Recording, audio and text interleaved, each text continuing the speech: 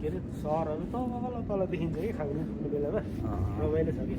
धेरै अग्लो ठाउँ हो नि त त्यो खामरुङको पाहाडहरू निकै खावन्दो अन्जोसी दाजुभाइ दुईजना राति अब सबै मार्केटहरू बन्द भइसक्यो हामी चाहिँ घुमे छौँ खाजा र खाना खाएर निस्किएको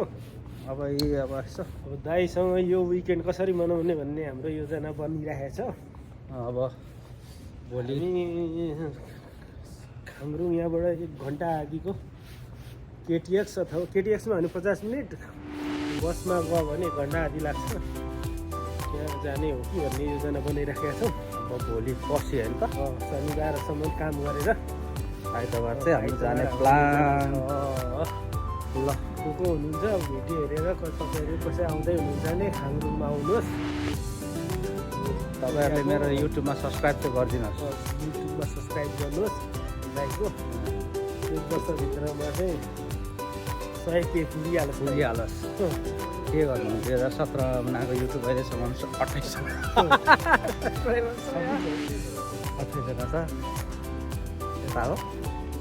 सबै यता जाने यता जाने कि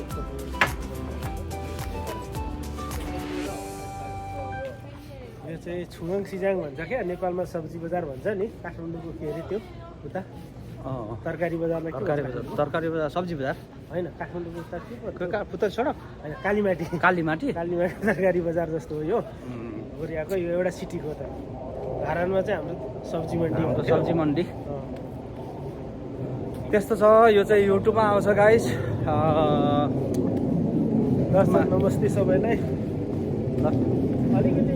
अहिलेलाई चाहिँ अहिले भन्दा नि इन्जोय गर्ने ठाउँमा हुँदा चाहिँ हामी अलिक इन्जोय गर्थ्यौँ अब अहिले हामी यो सब्जी मन्डीमा भएर राति भएर हो अरे कि दिउँसो भएको मान्छे अलिकति सिनहरू होइन रमाइलो देख्न पाइदियो अहिले मान्छे पनि कम भइसक्यो सबै सुतिसक्यो छैन नि सबै सुतिसक्यो नि हामी त राति घुम्दैछौँ यहाँ अब